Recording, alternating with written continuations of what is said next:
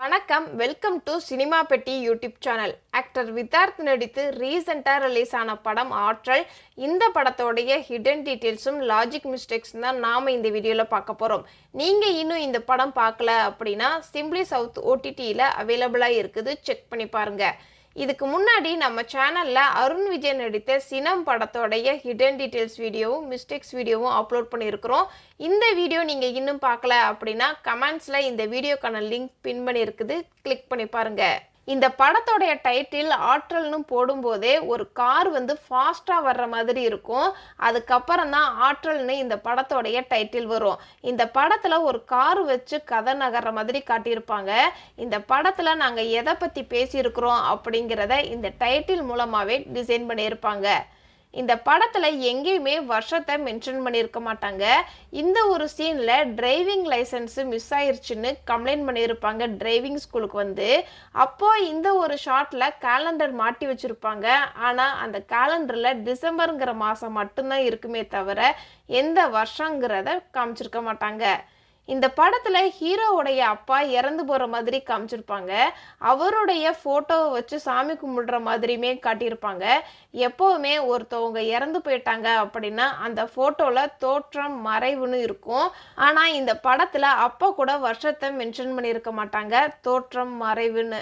இந்த ஒரு ஷாட்டில் ஹீரோயினை பார்க்கறதுக்காண்டி ஹீரோ ஒரு ஹோட்டலுக்கு வர மாதிரி சீன் இருக்கும். இந்த கதை டிசம்பர் மாதத்தில் தான் நடக்கிறதுங்கிறதுக்காக அந்த ஹோட்டலில் மேரி கிறிஸ்மஸ்ங்கிறத பார்க்க முடியும். இந்த படத்தோடைய ஸ்டார்டிங்கில் ஹீரோவோட இன்ட்ரடக்ஷனில் கவனிச்சிங்க அப்படின்னா 2 டயர் இருக்கிற மாதிரி காமிச்சிருப்பாங்க. அந்த 2 டயருமே தனித்தனியாக தான் இந்த ஷாட்டில் இருக்கும். இந்த 2 டயருமே அப்பா மகனுக்கான ரெஃபரன்ஸாக வச்சுருப்பாங்க. இந்த ஷாட்டில் அப்பா ஷெட்டில் இருப்பார், வீட்டில் மகன் இருக்கிற மாதிரி காட்டியிருப்பாங்க. அதுக்கான டீட்டெயிலாக தனித்தனியாக இந்த டயர்களை பிரித்து வச்சுருப்பாங்க.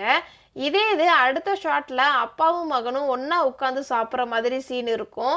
அப்போது இந்த டயரை கவனிச்சிங்க அப்படின்னா 2 டயருமே ஒன்றா இருக்கிற மாதிரி காமிச்சிருப்பாங்க. இந்த படத்தில் ஒரு கட்டத்தில் ஹீரோவுடைய அப்பா இறந்து போகிற மாதிரி காமிச்சிருப்பாங்க. அப்போதைக்கு பார்த்தீங்க அப்படின்னா இந்த ஷாட்டில் ஒரே ஒரு டயர் மட்டும்தான் இருக்கும், இன்னொரு டயர் இருக்காது. இந்த படத்தில் வித்தார்த்துக்கு கார் மேலே இன்ட்ரெஸ்ட் இருக்கும். அதுக்கான டீட்டெயிலாகவே இந்த ஒரு ஷாட்டில் காரை கிராஃப்ட் பண்ணி வச்சுருப்பாரு. அதே மாதிரி குட்டி குட்டி விளையாட்டு சாமான் கார் இருக்கிற மாதிரியும் காட்டியிருப்பாங்க. ஹீரோவுடைய அப்பா இறந்து போனதுக்கு அப்புறம் மெக்கானிக் ஷெட்டு இவர் தான் வேலை பார்க்குற மாதிரி காமிச்சிருப்பாங்க.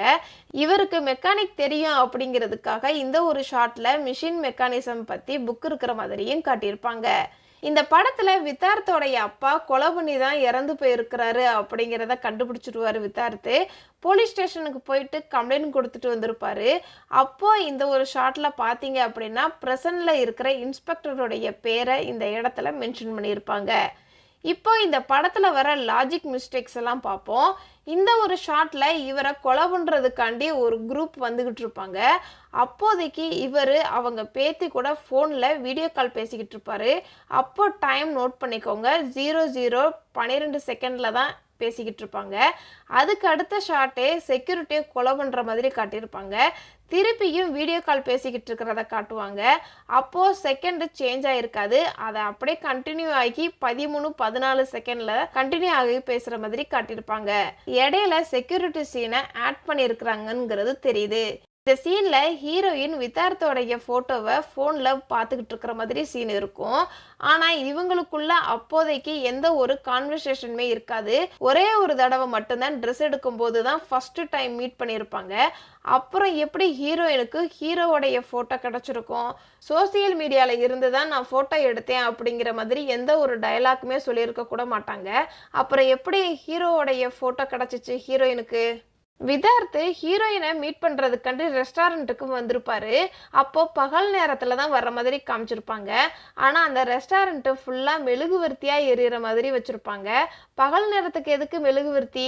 இந்த கதையில் வித்தார்த்து வேலை தேடிக்கிட்டு தான் இருக்கிற மாதிரி காமிச்சிருப்பாங்க. ஆனால் அவர் ஆப்பிள் ஃபோன் யூஸ் பண்ணிக்கிட்டு இருப்பாரு. அதே ஹீரோயின் டிரைவிங் ஸ்கூலில் வேலை பார்க்குற மாதிரி காமிச்சிருப்பாங்க. ஆனால் அவங்க கூட சாதாரண ஃபோன் தான் யூஸ் பண்ணிக்கிட்டு இருப்பாங்க. இவர் எப்படி ஆப்பிள் ஃபோன் வாங்கியிருப்பாரு? வித்தார்த்தோடைய அப்பா தான் இந்த ஃபோனை வாங்கி கொடுத்த மாதிரி எந்த ஒரு டயலாக்குமே இருக்காது. இந்த படத்துல காரை வச்சு ஏதோ சொல்ல வந்திருக்கிறாங்க போல. ஆனா இந்த காரை ஒரு வழியா ரெடி பண்ணிடுவாரு. அந்த காரை எதுக்காண்டி ரெடி பண்ணினாரு அப்படிங்கிறத ஸ்ட்ராங்கான சீனா சொல்லியிருக்க மாட்டாங்க. இந்த காரை ரெடி பண்ணுறதுக்கு தான் 10 லட்ச ரூபா வேணும் அப்படின்னு அவங்க அப்பா கிட்ட கேட்டிருப்பாரு. இந்த படத்துடைய பாதி கதையிலேயே அவங்க அப்பா இறந்து போயிருப்பாரு. அப்போது ஃபேமிலியே ரொம்ப கஷ்டப்படுற மாதிரி தான் காமிச்சிருப்பாங்க. 10 லட்ச ரூபா பணம் இல்லாமல் எப்படி இந்த காரை ரெடி பண்ணியிருப்பாரு? காரை ரெடி பண்ணது மட்டும் இல்லாமல் டெஸ்ட் ட்ரைவ்லையே அதுக்கான ரெஜிஸ்ட்ரேஷன் நம்பரை கூட உடனே வாங்கி மாட்டியிருப்பாங்க.